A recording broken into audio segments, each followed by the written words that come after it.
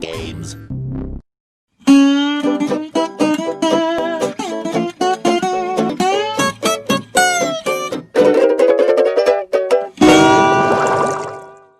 Hello guys, I'm CBMF Productions, and after a little bit of a hiatus, I'm finally back with the Nick Games Retrospective. And today I'll be reviewing the most recent Nick game that just got released, about a month ago as I'm recording this, SpongeBob Battle for Bikini Bottom Rehydrated. I'm actually shocked I'm holding an official release copy of this game. This game has been rumored about for years. Ever since I found out about the game years back, the SpongeBob fandom has been begging Nickelodeon and Heavy Iron to remaster this game, because this was one of the best Nick games ever produced and one of the best licensed games ever made, especially based on a TV show or a movie. But due to the fact that it was a licensed game in the early 2000s, back when pretty much any movie and TV show got its own game, even classical movies. I mean, who the hell asked for a Reservoir Dogs game? Because I totally want to play as Mr. Blanc cutting off some random guy's ear. But anyways, due to the fact that Battle for Bikini Bottom was a licensed game, people thought a remaster of it would be a pipe dream. But then THQ Nordic got made, a new division of the former THQ, surfaced up around 2016, and after they got all of THQ's former licenses and would remaster most of their games, including the entire catalog of Nickelodeon games. From SpongeBob, Fairly Odd Parents, Jimmy Neutron, My Life as a Teenage Robot, Cat Scratch, The Wild Thornberries. Wow, this list goes deep.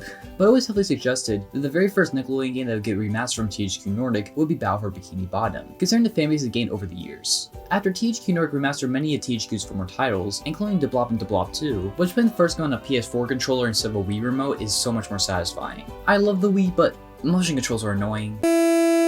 But anyways, with seeing THQ remaster a lot of THQ's former titles doing what they promised, it was finally announced right before E3 last summer that a Battle for Bikini Bottom remaster would finally get made, with its own little teaser, and it was announced that it would come out next summer. Then slowly more and more information about the game was shown, more gameplay was shown, all the way up until April of this year, when THQ Nordic finally announced that the game would drop in late June of this year. It was rumored before that it would release alongside the third SpongeBob movie, but considering what happened with the pandemic, the movie got delayed a bunch of times and now will no longer be released in theaters but on VOD next year. But back to the game, it finally came out in late June and has been getting quite glowing reviews, with people and critics saying alike that it's a good recreation of the original game, along with it capturing the nostalgia well. But what do I think about it? Well, let's get into the game.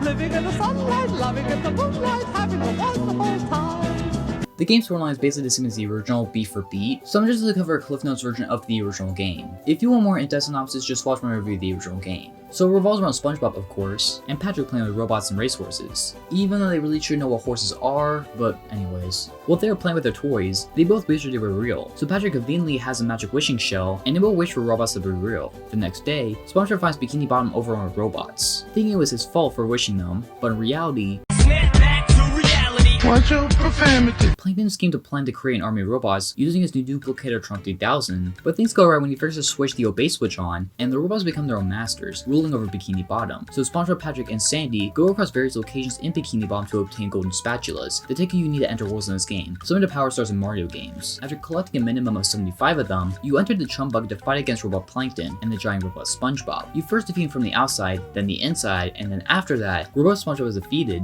and the game ends with the game winning for now, but they still need to fight the remaining robots that are still alive in Bikini Bottom so they can make it safe again, hopefully setting up a sequel despite the same cliffhanger from 17 years ago. Living in the sunlight, loving in the moonlight, having a wonderful time. Now, just getting this out of the way because it is the most important positive to talk about, this game is remastered beautifully to the current generation of consoles. The worlds are just as, if not more colorful than the original, the scope is larger, the character models are great, especially SpongeBob looking extra thick.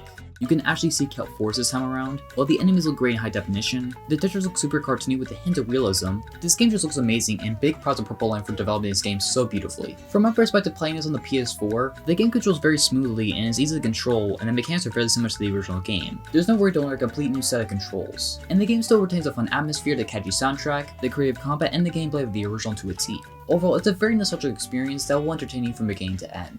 Living in the sunlight, loving in the moonlight, having a wonderful time. Now, despite the game has its fair share of greatness, it does have its flaws. My biggest issue with the game technically first is that during loading screens, some textures will take time to load. This isn't a game-breaking issue, but it does kind of throw me off when I see textures just stack on top of each other during level screens. It is a little bit jarring. but I have seen they have added patches to fix this. But considering they had quite a bit of time to work on the game, they just should have fixed it beforehand, even if they had to delay the release of the game. I mean, it wouldn't be uncommon in 2020. Another issue I have is how the developers kept the same acting and the soundtrack from the original game. I know I may be contradicting myself because I just prayed how much THQ Nordic kept from the original game, but there's also a negative side to that. It feels weird hearing the same dialogue from 2003 in a 2020 game. It doesn't really match with the new vibe and the aesthetic the game is going for, especially when the developers kept the same voice for Mr. Krabs and Mermaid Man, with a very creepy model. And the soundtrack, although completely fine in the game itself, I wish you just could have remade the soundtrack a little bit, just do remixes of the original tracks, so they can make the game feel more unique. And that leads to my biggest problem with the game: how much it is just a carbon copy of the original with new graphics. The game does very little to change about the original game, and that disappointed me. I get this is going for a new generation of kids, but I hope that they will be more surprised than changes in store, since the developers did announce a while back that they would reincorporate cut elements from the original game, such as Robot Squidward or Patrick Sunday level, but it ended up just being turned into a multiplayer battle mode, which makes it the only substantial add-on to the original. I'm not going to touch on it much since I didn't play it, because I'm not want to play online multiplayer and I don't have a PSN account, but from what I've heard of it, it's just okay but nothing great. But other than that, the game is shot for shot like the original, and it does make it easy to play if you're just playing it all the way through and not trying to 100% it. If you are trying to 100% it, you do have to collect shiny objects naturally because none of the cheat codes are implemented from the original game, and it really was annoying capturing them for the game, especially since I had to grind for 2 hours straight on Sand Mountain just so I can gather enough shiny objects to pay this greedy bitch. This game is just the original, just with a new skin. The game does come with all the strengths of the original game plus a new look to it, but the game pretty much doesn't improve upon any of the mistakes the original made besides Kelp Forest, and it doesn't do much to differentiate itself, which I get was their goal, but I did want a different playing experience from the original besides extra fog on Sand Mountain. Living in the sunlight, loving in the moonlight, having a wonderful time. Overall, despite going a little bit of a rant in the negative section, Battle for Bikini Bottom Rehydrated is still a very fun and enjoyable remake. It keeps what the original did right, it gives you a great new look at this colorful world, the controls are smooth as ever, it makes you feel the nostalgia, and it's a very pleasant game that makes you feel good, and it's what I needed, especially after playing Last of Us 2 right before this. But since the game is so keen on not changing the original one bit besides the graphics, it doesn't make the game stand out beyond that. Every joke, stock location, level design, plot structure, and weird voice acting is still intact from the original, making this feel less of a reimagining and more like plagiarism. It's like the Psycho remake of video games. Don't get me wrong, it's not as bad as that movie is, but what I'm trying to say is besides the visuals, the game's biggest strengths aren't on its own credit. It was already done 17 years ago, and that's what keeps the game from being great in my opinion, because it does lack a personality from the original source material besides a new multiplayer mode. I recommend if you do like the original but no longer own a copy of the game or any of the 6th-gen consoles, or even a little sibling or a family member that isn't the SpongeBob, this is definitely a game worth buying for that experience. But if you're like me and already own the original, unless you really want to experience the game with new graphics, just keep your $30 for now and just wait for the price to drop during like a Black Friday deal, because it is just the original but with a new skin.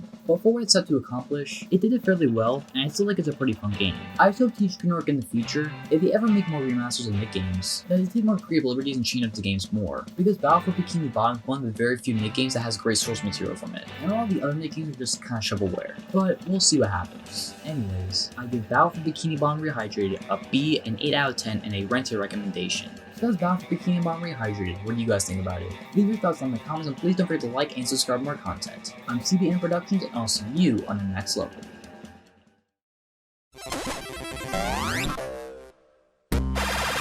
Games.